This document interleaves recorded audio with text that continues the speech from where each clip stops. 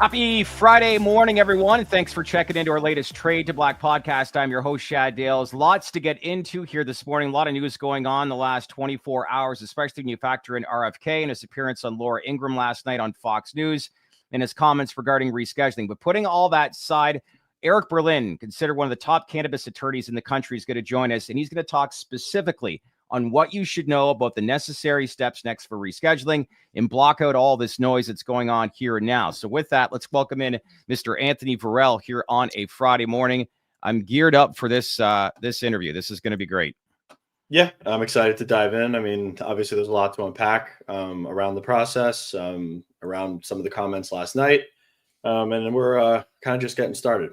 Yes, we are. Before we bring in Eric, I do want to highlight real quick, just what'd you make of that news last night where RFK was on Laura Ingraham? Some of the news that he brought up, the topic of cannabis was brought up, and this is something that Fox keeps bringing up more and more, where he voiced his concerns about the, quote, catastrophic impacts of marijuana, but he also outlined that he is calling for more research, which is key. So what's your first initial interpretation of it all? So looking at it objectively, when I was watching the segment, I thought the rhetoric was jarring, to say the least. I thought that his tune had changed. Someone that had openly said that he wanted to deschedule or legalize cannabis on the campaign trail when he was the presidential candidate, that tune at face value was much different. Last night. However, the arena that he was speaking in was much different. Laura Ingraham is a prohibitionist. She's an absolute anti-marijuana proponent. I don't think she's interested in even looking at, let's say, the HHS report or any of the science that actually is provided to the benefits of cannabis. But I also think that RFK and the rhetoric that he was using wasn't wrong.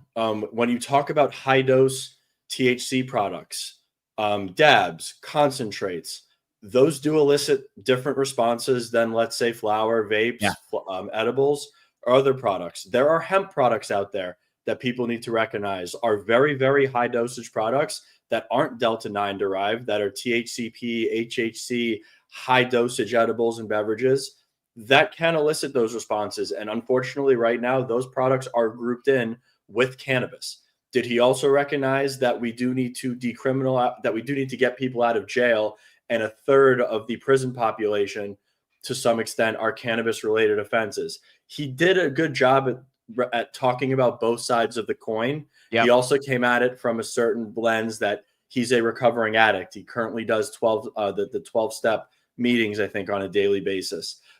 His body language to me too was also uncomfortable addressing the issue. I don't know if he was going to talk about it or plan to talk about it in the same light that came through on the show. Was it a different tune than he's been saying in the past? Yes. Do I think that it's net negative? No. He alluded to there are legal markets in the United States. There's a need for further research. There's a need to further look into the science around the plant. Agreed. And we are going to research it. If you want to look at that objectively, that would imply that we need to reschedule it to ensure more research on the federal level. But I can understand the naysayers out there that are saying, well, he changed his tune. Well, this was a surprise. Yes, it was a change of tune and it was a surprise. Do I think that it affects our ultimate goal of rescheduling? No, I've been pretty adamant the fact that RFK doesn't really have any sort of relevance to further the rescheduling initiative. The judge, jury, and executioner is Donald J. Trump. If he wants to get it done, he's going to get it done. If RFK is then mandated to do further research as it relates to cannabis under the lens of Schedule 3 and then objectively come to conclusions, does it cause things such as schizophrenia? Is it addictive? Is there an accepted medical use? And use the tools that he has at hand to further cannabis regulations? We'll come to that in the future. Mark Landers writes, I think RFK was responding to Ingram's framing cannabis effects on kids. She's a mom and hates cannabis. I think she does. Based on what we saw here, here's the reality, like the way I look at it. Look, there's 24 states that have already passed adult use cannabis. So there are people within these states that want that to pass. And that's why he keeps pushing this off to states' rights. Donald Trump has said the same thing. But when you talk about research, especially in the 12-step program, they're going to view cannabis the same way they view alcohol. So on a Sure. personal level, this is something that RFK is not going to want to endorse or be part of. However, Well, he is open to the idea of rescheduling and more research and see where it happens. That is the bottom line on how I'm reading this and how things could materialize in the next couple of years. But any idea for federal legalization, I don't think it's something that we think is going to happen. But any idea or any type of conversation pertaining to that is not even being considered. so he has endorsed it in the past, as far as being open to legalizing cannabis. In the past, He's but I'm saying now, like we can't focus on what he was doing on the campaign trail. It's what he is saying now and what's his approach going to be. And what I gather, how I interpret that, it's research is very much at play here, and that's all we need. And then you bring up the economic angle again, as we always say, then you get the debanking issues. I'm going to have to agree to disagree there, as his tune has, I think, last night versus things that he said in the past are a fundamental change in what he was saying. Granted, there's different outside forces and there's different pressures that he's under right now. We don't know if, and I'm just being speculative here, and I don't want people to go and run with this, but he might have had to, let's say, dial it back on cannabis to get the votes of senators to get confirmed for the nomination. Sure RFK was a controversial candidate. RFK did not have an easy road to get to where he got yesterday and ultimately got confirmed. Is it worrisome? No. Is it a different tune? Yes. And am I still confident that we get some sort of reform and the plan is looked into further on a go forward basis? Yes. I don't think anything has changed. But it was an interesting interview last night. Yeah. And again, it was in an arena that is strongly prohibitionist on Fox News with Laura Ingraham. He kind of was, I don't want to say he was forced to kind of take that tact, but I don't think he really had any other choice to take that tact. And he definitely was not going to come out and say, yes, I'm for legalization, I'm for descheduling. No one's going to talk like that. We're going to need to have adult conversations. Things like catastrophic effects are going to come up again. And if there are addictive, if cannabis is found to be addictive, and if some of the science does develop contrary to popular belief in studies that are battle tested and stress tested, that makes sense. Those are truths that we're going to have to come to terms with later in the process. Yeah. Well, it's segueing into my next comment I want to read here with Tom Angel. You make a good point, Tom. I mean, the Department of RFK is inheriting already did the research, 250 pages of it. Did it not? Why couldn't he just go in there and just defend that? Now, to your point, and the way you answer it, point. It's the atmosphere, the environment that he's in. I get the idea on Fox, but that is a very important question that Tom's asked, because now let's see what he's going to do moving forward. And I wholeheartedly agree with Tom. If you're a principled individual and you're going to understand and defend a position that you feel strongly about, last night was the perfect place to say, well, the HHS under the Biden administration has already authored a 252-page report that was reinforced by the OLC, and the science is there as per evaluating the plant to justify the rescheduling of it. But like I said, we can talk about this for the next 2 hours. The only thing that matters is, does the process get done, and how does the process get done? And I do firmly believe it's going to be Donald J. Trump that either gets it done or doesn't. Yeah, I agree. Gretchen, you're crazy to say it's not worrisome. Look, I understand that that's obviously grabbed a lot of people's attention last night, and people saying that he's changing his rhetoric.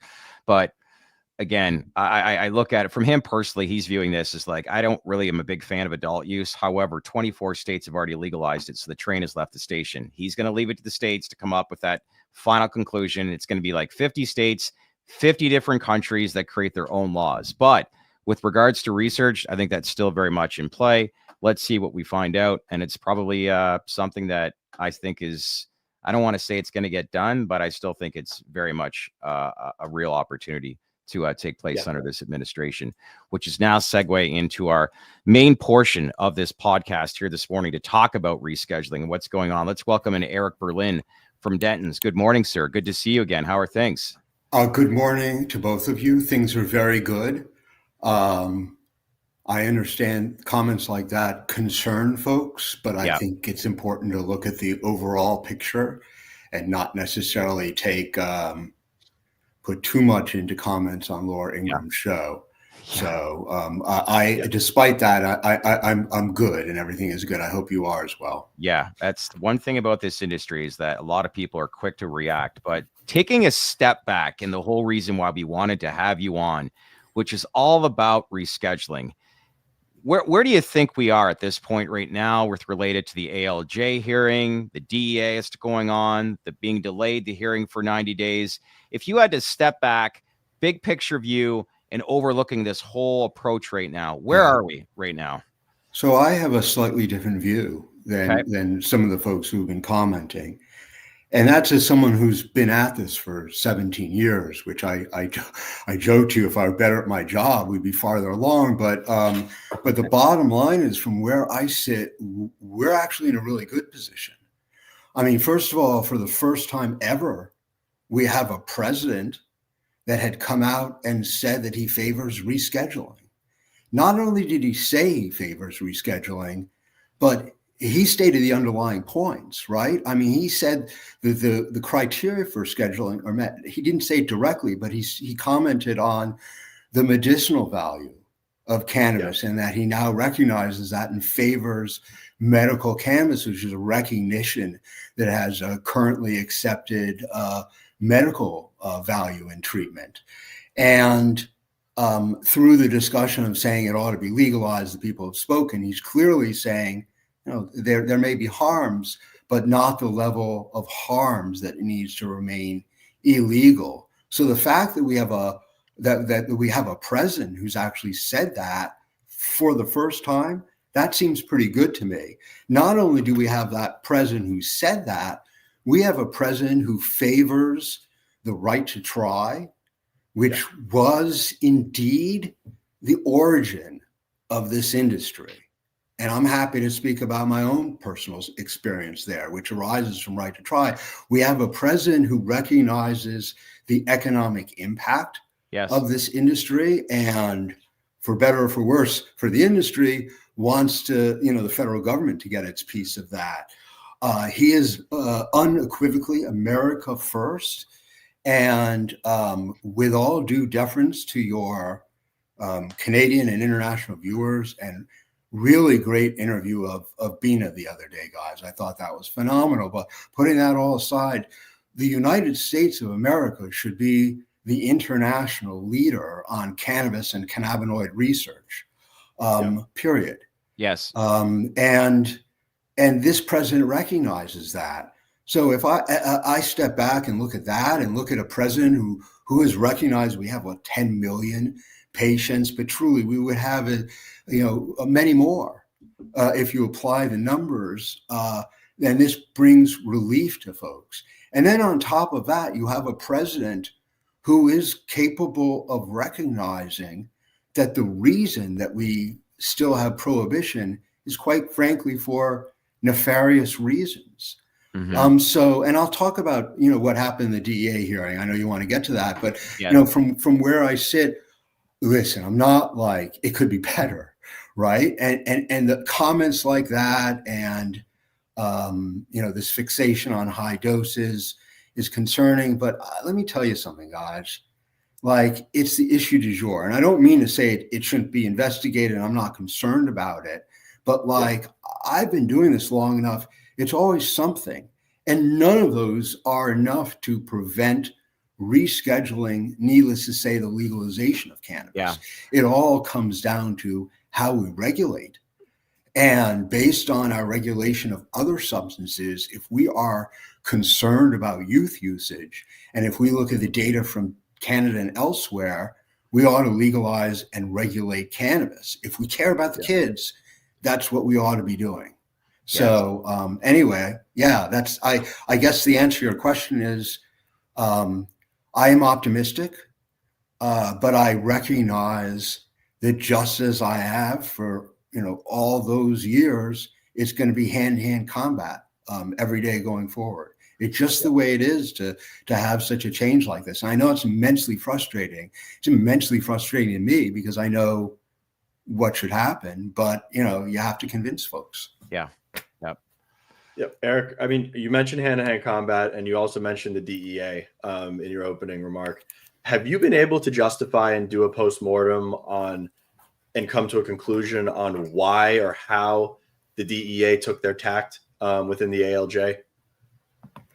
So I don't, and I'm not here to really do a postmortem on everything that happened and all of that. But I think that if you look at the hearing itself, there were, and not just the hearing, but leading up to the hearing, and then the hearing itself, with respect to the DEA particularly, there were certain deviations that are, quite frankly, hard to justify, and I think are just the kind of thing that President Trump is stating clearly he's tired of and he's going to get rid of. And, you know, one reason I'm optimistic is because this did get messed up. And Trump has an opportunity, President Trump has an opportunity to fix it and claim the victory, which I think should be very appealing to him and his administration. Yeah, well, listen, if Donald Trump, President Donald Trump, were watching this podcast right now, like as Anthony said, like why is this hearing really gotten off the rails, and how has the DEA really deviated from the science that the HHS recommended back in the fall of 2023? Like, what would you say to him? Yeah, sure. No, I'd be glad for the opportunity, which is the FDA's report through HHS, and that's what we refer to as the 252-page report. It was an excellent report. It was a thorough report. Mm-hmm. Those are the folks who are tasked to do it. So I want to be very clear on that report, those recommendations and conclusions should be accorded significant deference. That is the legal standard. They have to be accorded significant deference. And we looked to the question of like, why didn't that happen and what happened here? And honestly, it's hard to justify, but let me walk you through some of the things that I see as deviations. To start with, the DOJ, not the DEA, issued the rescheduling notice of proposed rulemaking. So we refer to the notice of proposed rulemaking as the NPRM. And so it was the DOJ, the DEA kind of sat on it, and the DEA then did not publish its 8-factor analysis as required by the law. So right there, you look at Biden's DEA, and they essentially refused to accept the delegation from the Attorney General, like right off the bat. Right. Then when you got through this process, the DEA permitted a hearing and selected 25, what we refer to as designated participants. And they did that with no explanation. And they didn't explain what we say DP, the designated party selection process, or justify the absence of other parties, right? I mean, there was no transparency into that process. It gets worse. If you can believe it, the DEA then violated several of the administrative law judge's orders. So to be clear, the DEA says we'll have a hearing. It then gets referred to an administrative law judge. We refer to the administrative law judge as the ALJ. Right. And so despite the ALJ's clear directions, the DEA didn't submit a complete list of exhibits with a statement, and then instead said that they would supplement that at a later date. They later filed as an exhibit the approximately 43,000 comments that were made in response to the NPRN, even though the ALJ told them not to, right? Directly contrary to his order, they felt they needed to do this above the law.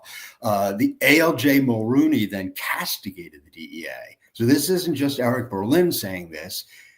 This is a man who's extremely experienced, castigated the DEA for failing to follow the orders. He called it disobedient and referred to it as unprecedented and astonishing. This is, the agency unelected officials in the agency, although, yeah, right.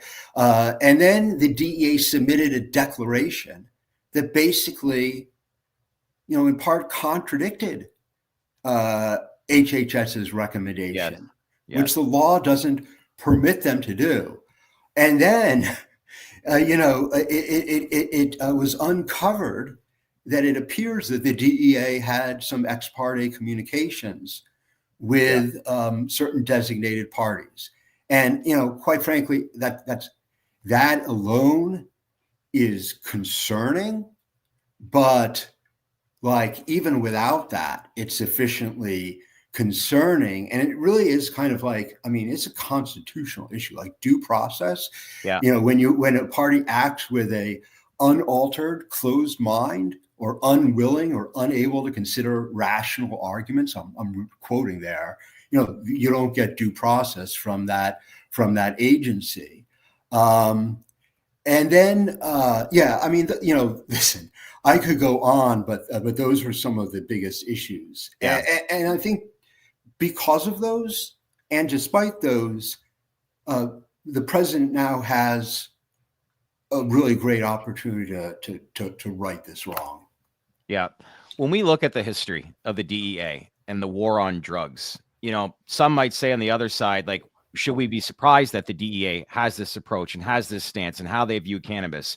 However, there's data, a 252 page. 252 pages. But let me just say, it's not just that, because if you add up all the support and everything like that, it's thousands of pages. Yeah. So what's the protocol then? Like, how should they have been handling this, knowing that this is notoriously an agency has been the war on drugs for the past 30, 40 years, but then there's actual information? What should have been the proper approach by an agency when dealing with, yes, the history, but also the data that was being formed that ultimately led to this hearing?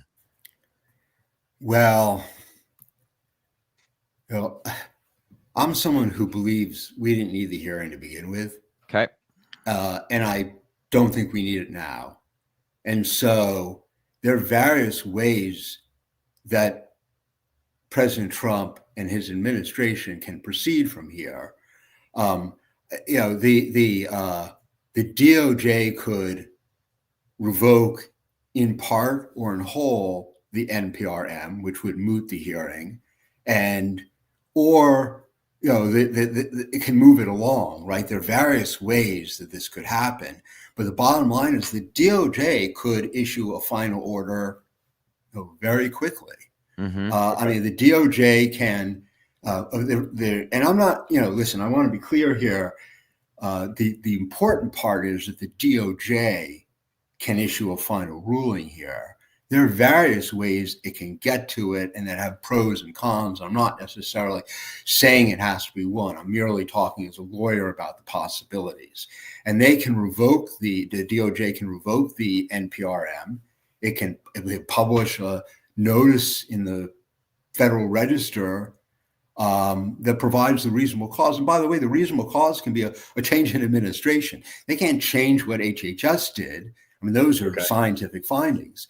But the DOJ could point to the fact that the hearing has become, quite frankly, an unnecessary distraction. And it's not reflecting well on the DEA or the federal government generally. It's wasting valuable resources.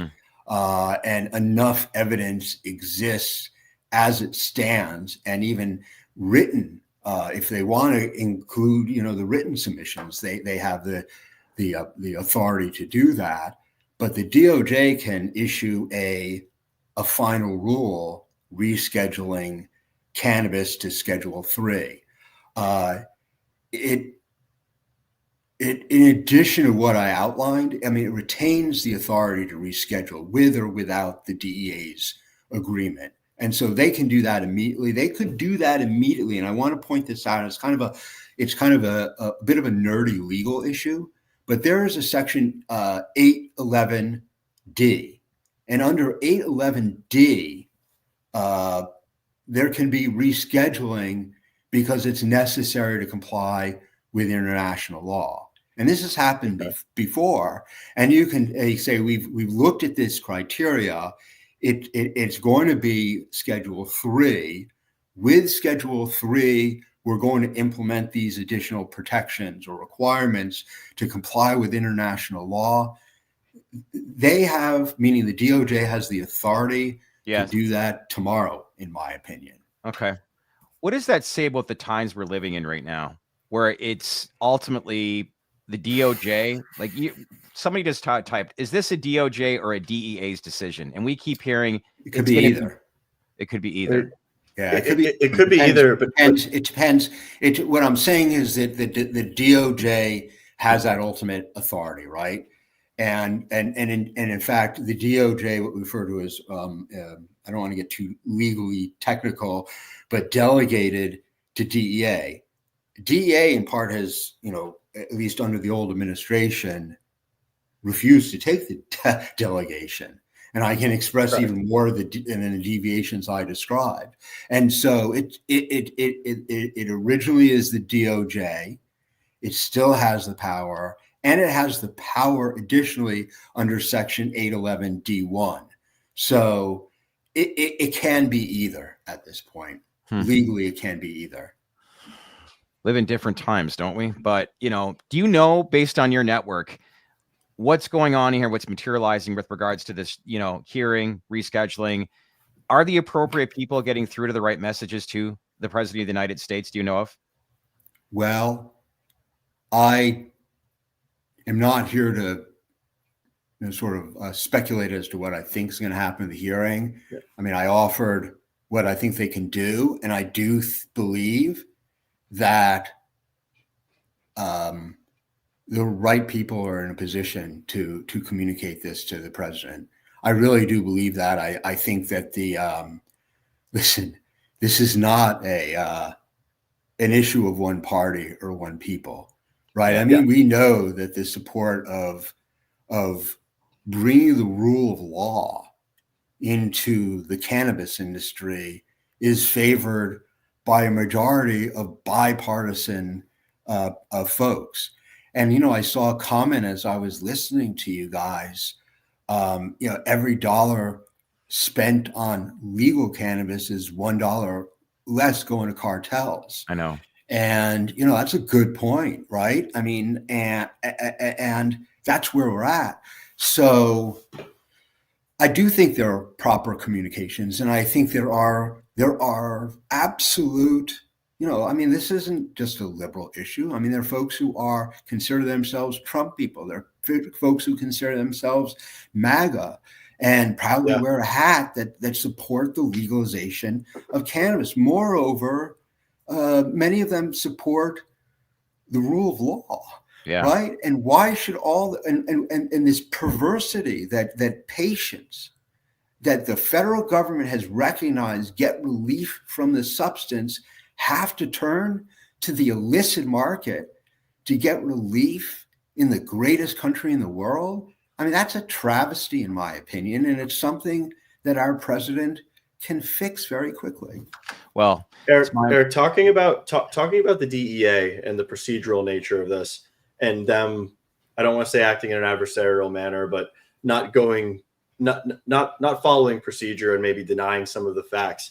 If Schedule 3 and the rescheduling initiative does, let's say, come into a dead end, is there possibility for litigation on the back end of that to force them to come to the table and reschedule cannabis if they were acting in bad faith outside of their purview and denying the facts that were presented straight in front of them? Yes. I mean, you have to, and I'm going to speak in very general terms, right? So there are always exceptions here, but generally you have to exhaust your administrative remedies. So you have to go through the administrative process, and then at that point you can bring a suit. It's not always that way, and I don't want to suggest, but that's generally how it happens. And absolutely, there can be a lawsuit for various things, and like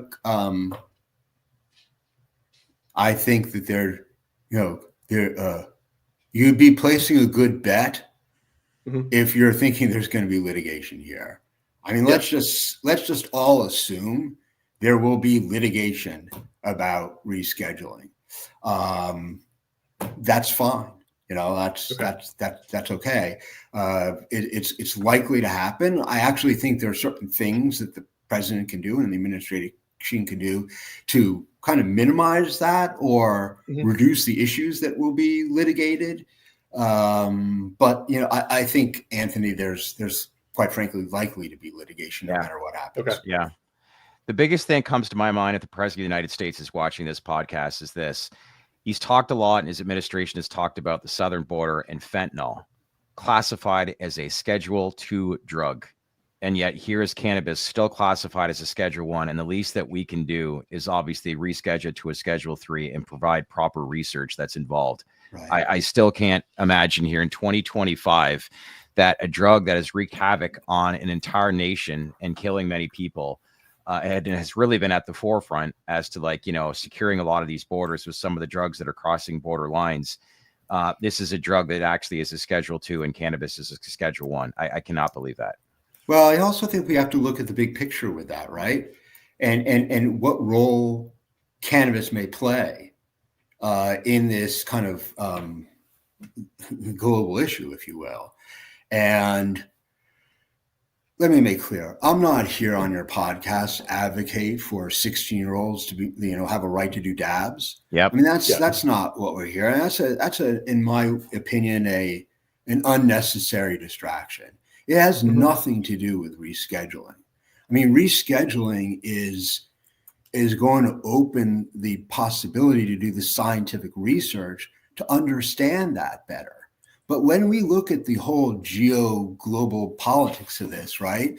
I mean, we have really a terrible situation of fentanyl flowing into this country and killing people and ruining families.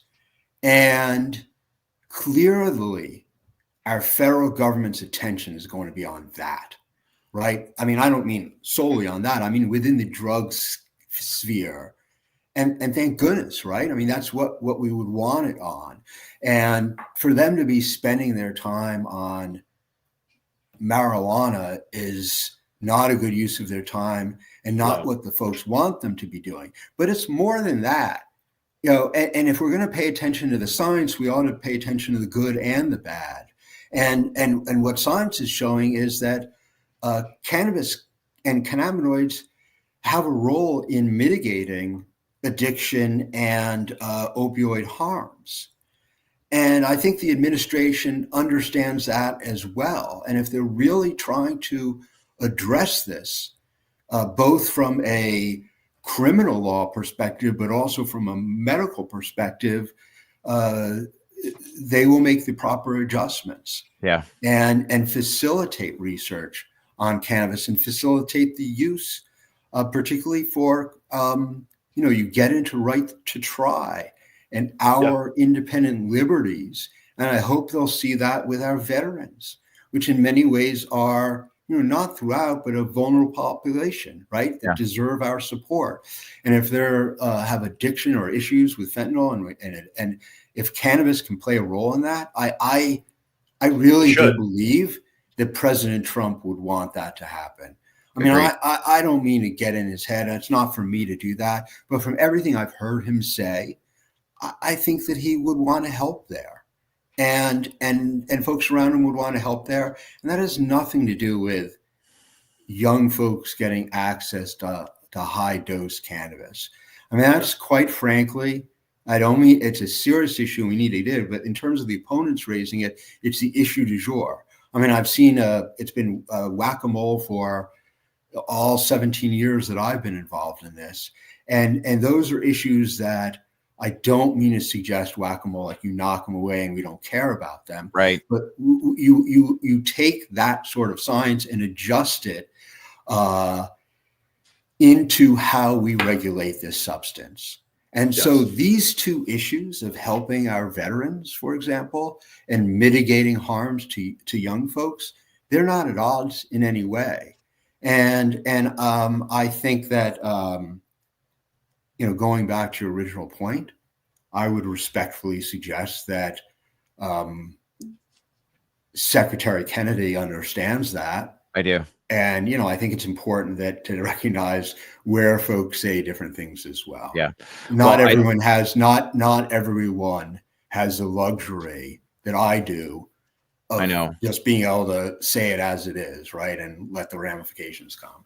Any emerging industry needs incremental steps. And I think the first step is rescheduling. And then we just kind of understand and go from there. I think those are necessary steps, but a lot of times we hear, well, we need to regulate it. We need to pass it from a legalization adult use standpoint.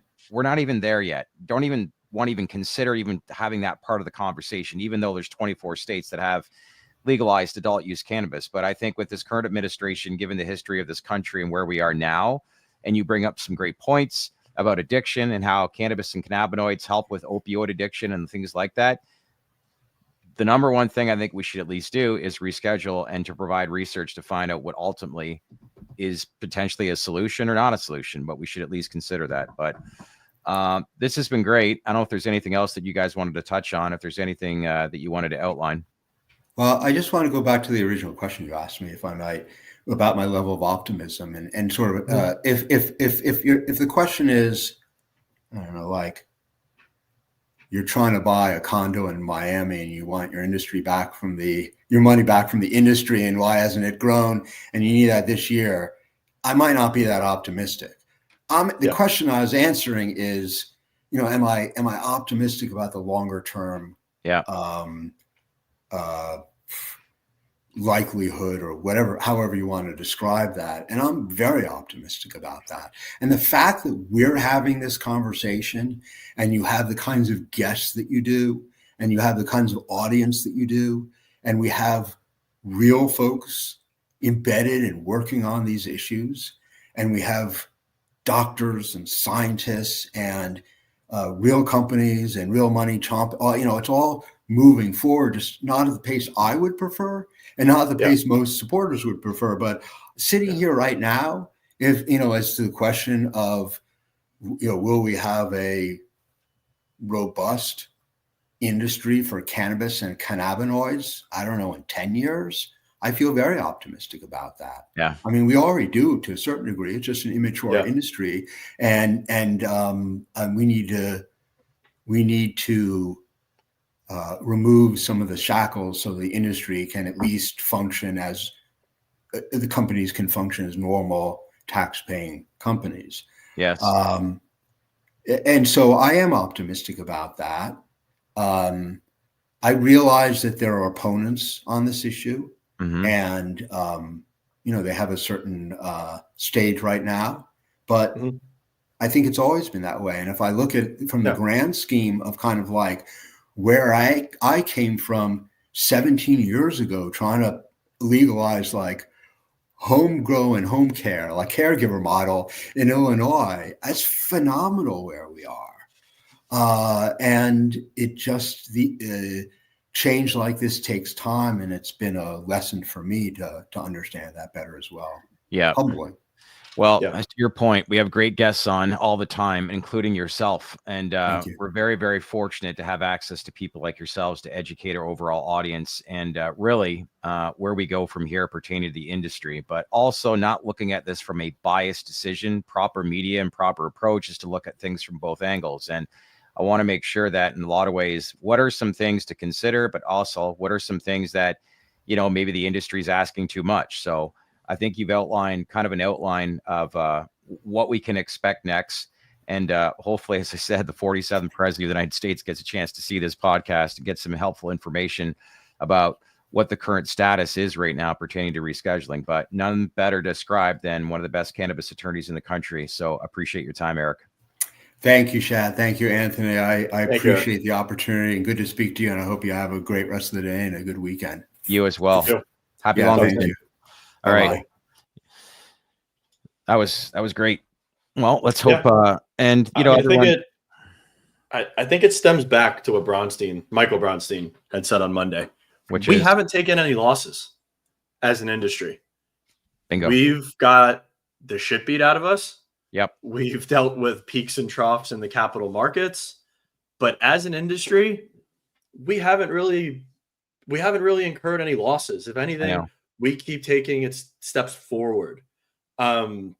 like Eric said, this might not be a very quick process, but there is light at the end of the tunnel for the cannabis industry. Now, I know that sucks to hear if you're an investor in the industry, if you're trapped in public equity and you've rode your bags down to zero, or not to zero, but to the prices that they're in right now, and you're looking to get out quite quickly and hoping for some sort of real momentum. There's opacity around there. But we haven't really taken any losses aside from Amendment 3 in Florida. Thank you, Christopher Brady. That was actually a pretty good, something that I overlooked. We haven't really taken any losses on the federal level, per se. We're going in the right direction. We keep moving forward. There's deep state bureaucracy that seems to be the only thing stopping us in the way. The theme of the current administration is ridding ourselves of the deep state bureaucracy. Cannabis, unfortunately, comes at a delicate intersection of those. But like we keep saying, it's on Donald. If Donald gets around to it, if Donald wants to get it done, and if he does see that it's an economic catalyst, it's a jobs catalyst, it's an industry, and if he wants the United States of America to be the preeminent country in cannabinoid research globally, we can do that. We can take pole position on that.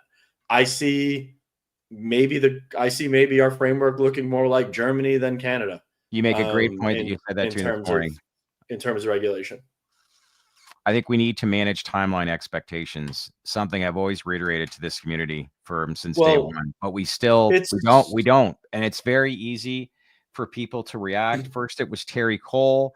Then it was RFK's comments this week, and everybody's thinking doom and gloom. But when you look at those comments, and kind of like Eric, I don't want to get involved in the day-to-day stuff as to what's going on. If you take a step back, look at the big picture, ask yourself, do you think the industry, as far as some sort of reform, is it headed in the right or wrong direction? Like, there's a national conversation taking place around the cannabis industry. There is a national cannabis industry in the United States of America. The acting HHS secretary last night said that there should not be people in jail criminalized for the possession of marijuana. He recognized the 25 legal markets in the United States. He recognized the need for further research. Further research doesn't happen under the guise of Schedule 1. I'm not going to sit here and be a cheerleader saying that Schedule 3 is a slam dunk. I'm going to sit here and say that procedurally, things are moving. The conversation is happening. And I do see things getting done down the road. If you want to follow the science, there's 252 pages of science from RFK's predecessor. And there's no LC memo reinforcing that science and the process that was done to come to those conclusions. We're moving forward. I don't think that we're taking any steps back anytime soon. And I'll communicate this to our audience as well. Like, when you see a clip on Fox News, like, this is the whole point of the media landscape that I keep telling people over and over again. There's a certain narrative that these networks have to push out. We're not trying to be biased one way or another. Look, if you follow this space, look at the guests that we had on this week. Michael Bronstein, Shane Pennington, Trent from Jushi, who has a relationship with Terry Cole, and this morning it's Eric Berlin. Go back and watch all that stuff again. And maybe you missed something from day one, but if there's something that you are concerned about, this is the reason why we're having this platform, is to bring on people that can look at this objectively, and more importantly, manage timeline expectations and what we can expect next. But that's the whole reason why we do this day in and day out. And I'll continue to communicate that. One thing I will say, though, and I know on a personal level, like, RFK's been in recovery for what, 40 plus years? I think so. So, and then had a psychedelic experience. I think his son did too. Like, that, I can say, like, in the 12-step program, they I'm just saying whether they're right or wrong, they view cannabis the same way they view alcohol. However, with the psychedelic angle to it all, like Bill W., the founder of AA with Dr. Bob, like Bill W. in the early days tried LSD. So it's looked at in a different light. And I do think that we probably will see a lot of research pertaining to psychedelics if he has any say, which he will, RFK, pertaining to research moving forward. So that I found interesting as well when he commented on that. Yeah, definitely. I think psychedelics are going to come full circle under RFK. I do too. It's just a matter of how many companies are left, right? Yeah, big if. All right. Anyway, I think that wraps up. I was thinking about having Dan for the truck guys on here this morning. He was busy actually, but for the most part, I haven't looked at too many charts closely, but everything looked relatively flat for the week, did it not? It is. Sybin writes Renato. I don't know. It looks at It's up 4%. MindMed actually jumped up quite a bit yesterday. So there you go on the psychedelic front. How'd crypto do this week? Flat. It's been Flat. chopping all around. All right. So we're 45 minutes in. Listen,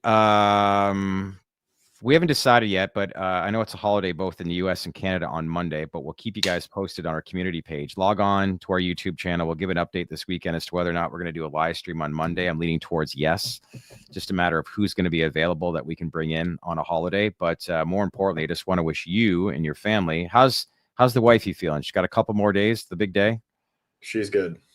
Yeah. She's ready to get the show started. I'm sure. Well, with that, I want to wish everybody happy holiday weekend, long weekend, I should say. And we'll keep you guys all posted on this weekend to see whether or not we'll have a live stream on Monday. In the meantime, enjoy the rest of your weekend. As usual, make sure to scan this QR code and subscribe to our Baked In newsletter. We'll give you some analysis and takeaways on some of the information that really we had for the week, and some of the stuff that we've heard from Terry Cole and RFK pertaining to cannabis. I'm going to be dropping actually a video Sunday night at 8 o'clock, which is a recap, great recap, weekly recap, the biggest developments in cannabis. So make sure to log on at 8 p.m. Sunday night, giving you all recap of the biggest developments this week in cannabis. AV, enjoy the rest of your day and weekend. You too. I'll see you back here early next week, okay? Thanks, everybody. Have a good weekend. Thanks, everyone.